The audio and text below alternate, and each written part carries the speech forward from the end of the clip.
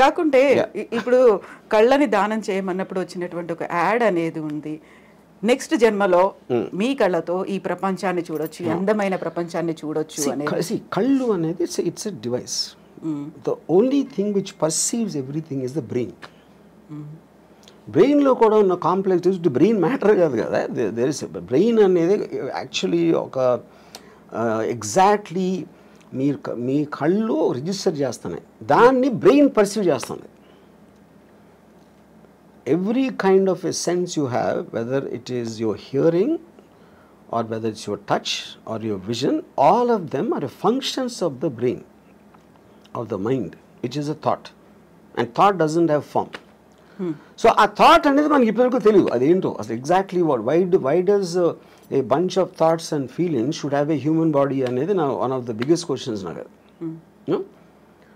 So అప్పుడు అది దానికి లేనప్పుడు మనకు అంత అన్సర్టైన్ అయినప్పుడు ఉన్నవన్నీ ఎందుకో మంచిదని తీసుకెళ్ళిపోవడం బెటర్ నాతోనే. అందుకని నేను డొనేట్ చేయను. దెన్ వాట్ అబౌట్ డబ్బు? ఇప్పటిదాకా సంపాదించిన డబ్బుని ఏం చేస్తారు మరి? అది మీతో రాదు. No of course whatever might not have any value. నేను కూడా తీసుకెళ్ళాను కదా. అవును, తీసుకెళ్ళలేరు. నా బాడీ అంటే నేనేంటి మా అయితే నేను ఒక బిల్లో రాసి ఇక్కడ డొనేట్ చేయండి అని అలాంటివి చెప్పొచ్చు. అదే నేను డబ్బు కూడా చేయొచ్చు. అది చేయకపోయినప్పుడు they will send me as it is. But money and this మీరు చెప్పకపోయినా సరే it will rightfully go to whatever the legal aspect of the hereditary laws ఏదైతే ఉన్నాయో దానికి వెళ్తుంది. So I am not in control of that. నేను బతికున్నప్పుడే ముందే నేను అనుకుంటే ఇస్తాను, అది ఎలాగే ఇస్తారు కదా, చాలామంది చేస్తారు. వాళ్ళు దానాలు ఇవ్వచ్చు, ఎవరికో రాసేయచ్చు, ఏదో చేస్తారు. Anyway that happens. సో ఇప్పటిదాకా మీరు ఏ దానము చేయలేదు, చెయ్యరు అస్సలు? బ్లడ్ డొనేషన్ దగ్గర నుంచి నెవర్. నా ఇష్టం వచ్చిన వాళ్ళకి నేను I will give money. General పీపుల్కి నేను they have to have some connection to me. If they are in need మిమ్మల్ని అడిగారు అంటే, if they are in need మిమ్మల్ని అడిగారు ఆ టైం అంటే నాకు వాళ్ళ మీద ఫీలింగ్ బట్టి అడిగారు కాబట్టి ఇవ్వడం అనేది ఉండదు. అంటే ఇప్పుడు సపోజ్ ఒక అంటే ఇప్పుడు డొనేషన్ ఎప్పుడు మీరు ఒక వికలాంగులు లేకపోతే పేదలు లేకపోతే మన ఏమంటారు దాన్ని ఎయిడ్స్ అంటే ఎయిడ్స్ వచ్చినప్పుడు చెప్తున్నాను. అంటే I'm just what ever comes to my memory అలాంటి ఆస్పెక్ట్స్లో. ఎందుకంటే ఒక జాలి ఉండాలి, ఒక ప్రజలకు సేవ చేసే. ఇప్పుడు నేను సేవ చేసేది కేవలం అందమైన అమ్మాయిలకి.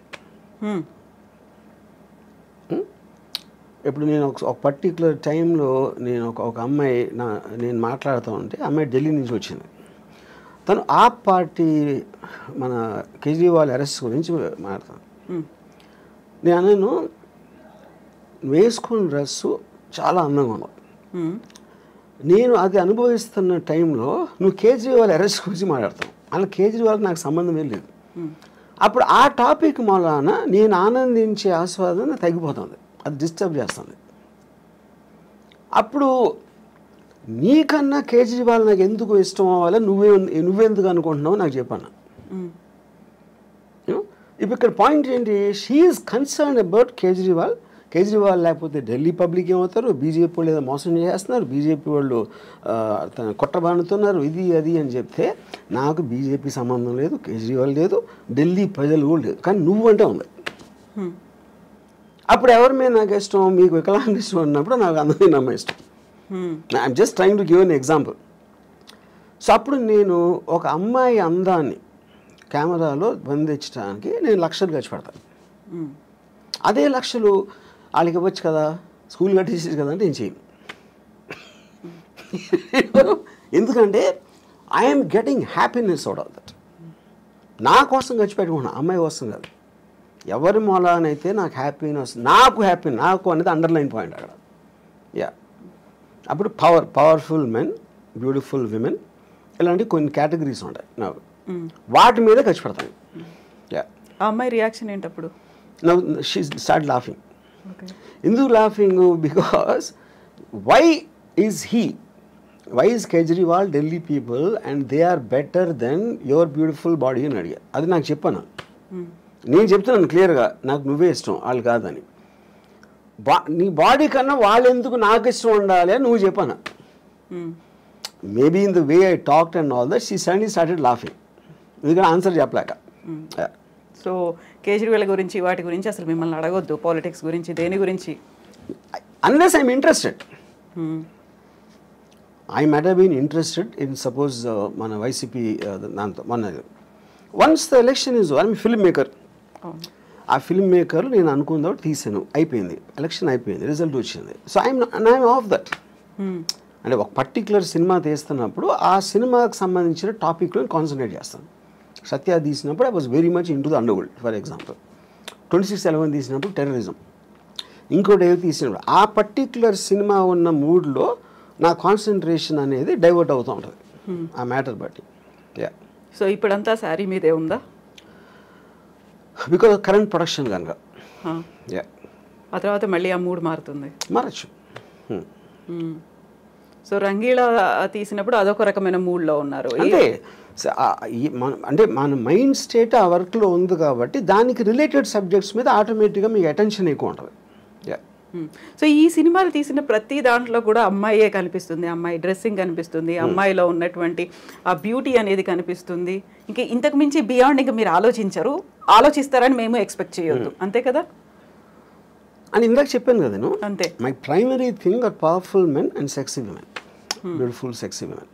యూనో దానికి రిలేటెడ్ మ్యూజిక్ ఉండొచ్చు, దానికి రిలేటెడ్ ఇంకా ఏదో ఒక కాంటెక్స్ట్ ఆఫ్ సమ్ షూటింగ్ ఒక సీన్ అలాగే. But all of them are again coming back to the same thing. నేను సినిమాలోకి వచ్చింది శ్రీదేవి గారిని డైరెక్ట్గా చూడటానికి వచ్చాను, అంతేగాని మంచి సినిమా తీద్దాం, మంచి ఎంటర్టైన్మెంట్ ఇద్దాం, ఫ్యామిలీ అందరూ చూడదగ్గ సినిమా అని నేను ఎప్పుడు రాలేదు. అలాంటి సినిమాలు ఏదో వచ్చి ఉంటే అది బై ప్రోడక్ట్గా వచ్చినాయి, కానీ అది నా మెయిన్ ఇష్యూ కాదు. ఫోకస్ కూడా పెట్టలేదు. నా యాక్చువల్ ఫస్ట్ ఇంటర్వ్యూలోనే నేను చెప్పాను, నాకు సినిమాల్లో నేను వచ్చింది Amitabh Bachchan's gun and Zeenat Aman's thighs అని చెప్పాను. నన్ను ఫస్ట్ సినిమాకి అట్రాక్ట్ చేసింది ఈ రెండు. సో ఇప్పుడు శ్రీదేవి, అందుకని నా బయోగ్రఫీ గన్స్ అండ్ థైస్ అని పెట్టాను పేరు. అవును. శ్రీదేవి మీద ఇష్టం, బోనీ కపూర్ ప్రొడ్యూస్ చేస్తారు, జాన్వీ కపూర్తో తీయమంటే తీస్తారా? ఎందుకు? నాకు Janhvi Kapoor I don't connect work.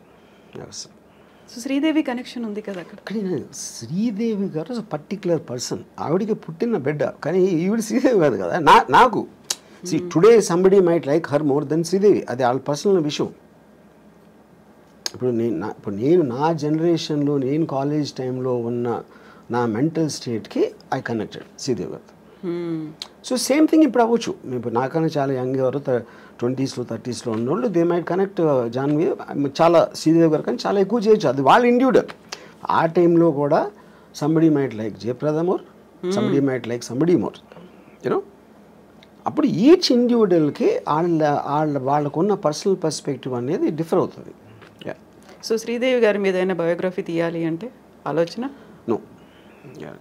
Sridevi గురించి తీయాలంటే శ్రీదేవియే ఉండాలి అక్కడ, అంతే. పాయింట్ అది కూడా కాదు. అంటే ఇప్పుడు శ్రీదేవి గారి లైఫ్ హిస్టరీ అంటే నేను I want her to be a beautiful image in my mind. అలాగే ఉంది. బ్యూటిఫుల్ ఇమేజ్ అనేది నేను ఇష్టపడతాను, కానీ ఆవిడ వెనకాల కష్టాలు, అదేమైంది ఇదేమైంది ఏదో సూసైడ్ అంటే I don't want do that. I don't want get in to that space only. ఎందుకంటే ఒక పుట్టడానికి ప్రతి ఒక్కడికి ఒక అంటే అంటే ఇప్పుడు నా ఏజ్లో వెనక చూసుకుని ఏమేం చేశాను లైఫ్లో, ఏమనుభవించాను అని ఒకసారి చూస్తే Sridevi garu one of the big reason. అలాగే Jayasudha garu is very big reason. Bruce Lee was a big reason. Ayn Rand is a big reason. వీళ్ళందరి ఎగ్జిస్టెన్స్ వల్లనే నా లైఫ్కి ఫుల్ఫిల్మెంట్ వచ్చింది. వీళ్ళని తీసేస్తే నా లైఫ్ బ్లాంక్. అసలు నేను వెనక్కి తిరిగి చూసుకుంటే కొంతమంది వ్యక్తుల్ని తీసేస్తే my life is a full blank. But so the people influence me. వాళ్ళు నాకు ఆనందం ఇచ్చారా, ఎక్సైట్మెంట్ ఇచ్చారా, మోటివేషన్ ఇచ్చారా, లేకపోతే ఒక పాత్వే చూపించారా, ఇవన్నీ కూడా వీళ్ళందరూ చేశారు. దాంట్లో she is very important person. So ఇప్పుడు బ్యూటిఫుల్ ఉమెన్తో పాటుగా పవర్ఫుల్ మెన్ అన్నారు. పవర్ఫుల్ మెన్ అంటే ఎవరి మీద cinema? Powerful men Dawood Ibrahim అవ్వచ్చు, బాల్ ఠాక్రే అవ్వచ్చు. అమితాబ్ బచ్చన్ యాక్టర్, అమితాబ్ బచ్చన్ చేసిన క్యారెక్టర్ బాల్ ఠాక్రే సర్కార్ అవ్వచ్చు. లేకపోతే అంటే ఇట్ ఈస్ ఎవరో పోలీస్ ఆఫీసర్లు, ఎవరో గ్యాంగ్స్టర్స్, ఉసామా బిన్ లాదెన్ అవ్వచ్చు. All of them interest me. Yeah pan stars అవ్వచ్చు. ఇవన్నీ చూసాము. కిమ్ గురించి కావచ్చు, జిన్పింగ్ గురించి కావచ్చు, పుతిన్ గురించి కావచ్చు, ఇలాంటి మూవీస్ కూడా వస్తాయా? పవర్ఫుల్ గా ఉన్నారు. డిపెండింగ్ ఆన్ అంటే ఆ పర్టిక్యులర్ మనిషిలో ఉన్న డ్రామా బట్టి. ఇప్పుడు జీపింగ్ సూరి నాకు పెద్ద తెలియదు, ఆయన అంటే చైనా గురించి అంత నేను ఎప్పుడు కాన్సన్ట్రేట్ చేయలేదు. Putin I know, but I feel Saddam Hussain is a great character. అంటే సినిమా స్టోరీకి సంబంధించినంత ఇది అని చెప్పేది. యూనో అలాగా డిపెండ్స్. ఇప్పుడు ఐఎమ్ ఆల్సో ప్లానింగ్ ఒక film 9/11 world trade centre attack ring leader ఉన్నాడు మహమ్మద్ ఆటా అని, అతని మీద ఒక పిక్చర్ ప్లాన్ చేస్తున్నాను. సో పవర్ఫుల్ మెన్ అంటే ఇలాంటి వాళ్ళే కనిపిస్తున్నారు. అంటే హూ మేడ్ ఇంపాక్ట్, అంటే వాళ్ళు ఒక వరల్డ్లో ఒక మార్పు తీసుకొచ్చారు. Whatever it may be, negative or positive, negative positive అనేది ఉండదు ఎప్పుడు. దట్స్ వెరీ బిగ్ మిత్ అది. వాళ్ళు దే గో అగెయిన్స్ట్ ద నామ్. ఇప్పుడు హిట్లర్ సెకండ్ వరల్డ్ వార్ వచ్చిన మళ్ళానే ర్యాపిడ్ అడ్వాన్స్మెంట్ అయింది మొత్తం వరల్డ్ అంతా. ఎప్పుడైనా మీకు కటాస్ట్రాఫిక్ ఇన్సిడెంట్ వచ్చినప్పుడు ఆటోమేటిక్గా అడ్వాన్స్ అయిపోతుంది. అప్పుడు మీరు అలా చూసుకుంటే హిట్లర్ మంచి చేసాడా చెడ్డ చేసాడు కూడా తెలియదు. ఎవరికి చెడ్డ అప్పుడు పోయిన వాళ్ళకి. అడ్వాన్స్మెంట్ మూలాన ఫర్దర్ జనరేషన్స్ విపరీతంగా దాంట్లో దే బెనిఫిటెడ్. యా. సో మీరు అనుకున్న నెక్స్ట్ పవర్ఫుల్ మెన్ అనేది ఎప్పుడు స్టార్ట్ అవుతుంది ఆ ప్రాజెక్ట్ అనేది? Very soon. Okay, after sorry తర్వాత.